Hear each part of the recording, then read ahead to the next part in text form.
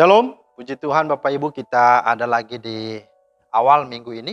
Kita akan kembali mendengarkan firman Tuhan. Mari kita berdoa. Bapak di sorga, terima kasih buat hari baru. Mengawali minggu ini kembali kami akan renungkan firman-Mu. Buka hati dan terangi kami ya Roh Kudus, agar kami menjadi pelaku firman-Mu yang setia.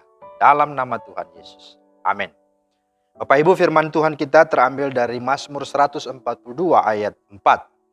Ketika semangatku lemah lesu di dalam diriku, Engkaulah yang mengetahui jalanku. Di jalan yang harus kutempuh dengan sembunyi, mereka memasang jerat terhadap aku. Itulah firman Tuhan yang menjadi dasar renungan kita hari ini. Nah, Bapak Ibu, firman Tuhan kita ya bertemakan kehilangan segalanya, tetapi tidak dengan Allah. Kehilangan segalanya, tetapi tidak dengan Allah. Nah, perikop yang kita baca ini di situ dikatakan Daud seorang yang dikejar-kejar. Nah, ini kisah sebenarnya ada di 1 Samuel, mulai dari pasal 19 sampai dengan pasal 22. Ketika itu Daud dikejar-kejar oleh Raja Saul karena Saul sangat membenci Daud. Nah, dan kalau ada waktu silakan membacanya. Nah, Saudara, di sana dikatakan bahwa Daud kehilangan segala-galanya. Di sini kita bisa data, kita bisa catat ya daftarnya. Yang pertama dia kehilangan sahabat karibnya, sahabat sejatinya. Itulah Yonatan. Dalam 1 Samuel 20 ayat 42 sampai 43. Ya, kemudian dia kehilangan siapa lagi? Mentor rohaninya. Itulah Nabi Samuel. Ya, kehilangan dia tokoh atau bapak rohani. Kemudian dia kehilangan juga istrinya dan juga pekerjaan ya di kerajaan Saul pastinya. Kehilangan rumah, bahkan keluarga, bahkan anaknya mau mengkudeta dia. Dalam 1 Samuel 22 ayat 3. Bahkan dia kehilangan harga dirinya. Dalam 1 Samuel 21 ayat 13 sampai 15. Ya, bagaimana ya dia sungguh-sungguh ya berupa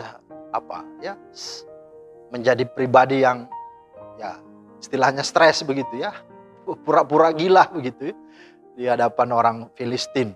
Nah, itu seolah-olah dia ada di titik yang terendah, terbawah. Seolah-olah harga dirinya jatuh. Kehilangan banyak hal. Nah, inilah yang sesungguhnya dialami oleh Daud. Nah, tetapi setelah kehilangan semuanya itu, apa yang terjadi? Maka larilah Daud ke Gua Adulam. Ya, Gua Adulam ini. Dan ya dapatlah kita membayangkan keadaan dia di sana.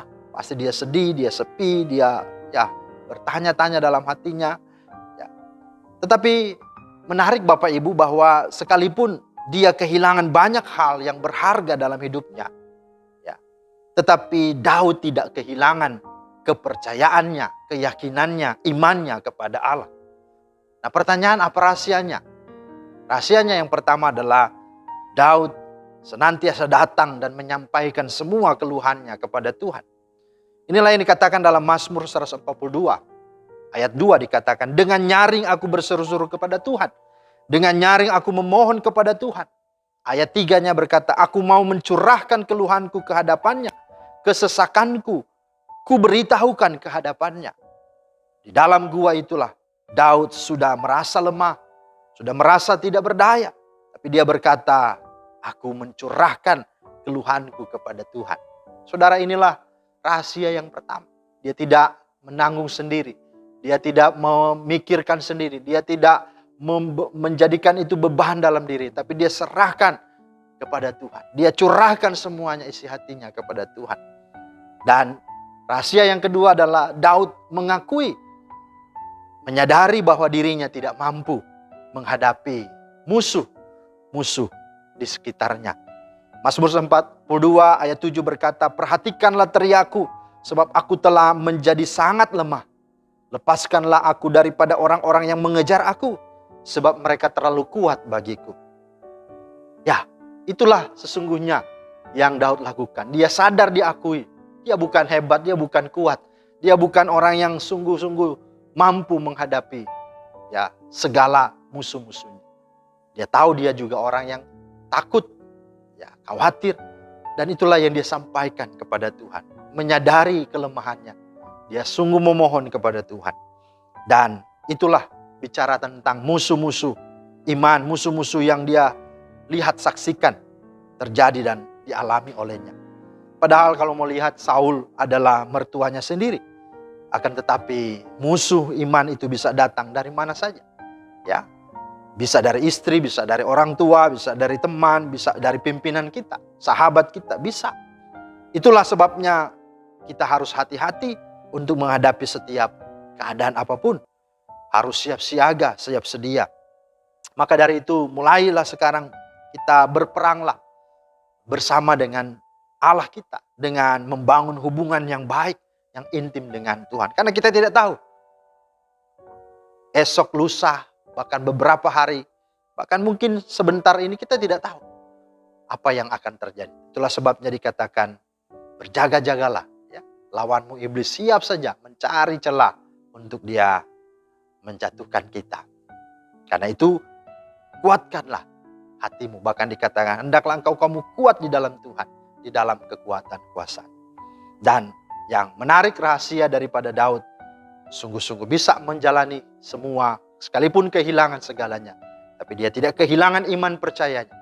Karena dia sungguh-sungguh memberi dirinya untuk terus berkomitmen kepada Tuhan. Itulah dikatakan dalam ayat 8 Mazmur 142. Keluarkanlah aku dari dalam penjara untuk memuji namamu. Orang-orang benar akan mengelilingi aku apabila engkau berbuat baik kepadaku. Daud meminta supaya Allah mengeluarkan dia dari dalam gua dan dari kejaran Raja Saul. Supaya apa? Dia dapat semakin efektif memuji dan memuliakan nama Tuhan. Maka dia mau supaya dengan ketenangannya, dia mau sungguh-sungguh memuji, memuliakan nama Tuhan. Dalam keadaan tersesak, bahkan tersulit sekalipun, Daud masih dapat memuji Tuhan. Masih mau dapat memuliakan nama Tuhan. Apalagi di dalam keadaan dia sudah aman, dalam keadaan dia sudah dalam ketenangan. Karena itu Bapak Ibu yang dikasih Tuhan, ya masalah apapun bisa datang dalam hidup kita. Dari mana saja, bahkan orang-orang terdekat kita. Tapi janganlah kita sampai kehilangan iman, kehilangan kepercayaan, kehilangan keyakinan kita kepada Allah. Datanglah kepadanya, sampaikanlah ya, semua keluhanmu, semua masalah kepadanya. Dan yang kedua, akuilah bahwa dirimu tidak bisa, engkau tidak mampu, engkau lemah. Dan yang ketiga, mari tetaplah berkomitmen, tetap memuji Tuhan, menyembah Tuhan, sekalipun di tengah keadaan apa. Bahkan berjanjilah bahwa ketika keadaan pun baik nanti, biarlah engkau semakin lebih lagi memuji, memuliakan nama Tuhan. Ingat, kehilangan segalanya, yaitu hal-hal berharga dalam hidupmu bisa saja terjadi. Tapi jangan sampai atau jangan sekali-kali kamu kehilangan kepercayaanmu dan keyakinan, bahkan imanmu kepada Tuhan. Tuhan Yesus memberkati dan memeteraikan firman-Nya di hati kita semua. Amin. Mari kita berdoa. Terima kasih Tuhan untuk firman-Mu. Mohonlah Roh Kudus tolong kami supaya kami sungguh hidup sebagaimana Daud hidup.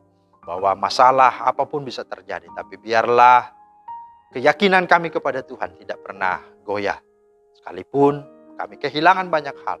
Tapi biarlah Tuhan tidak hilang di hati kami. Demi Kristus Yesus kami berdoa. Amin. Demikianlah firman Tuhan hari ini, kiranya menjadi berkat. Selamat beraktivitas, Tuhan Yesus memberkati. Shalom.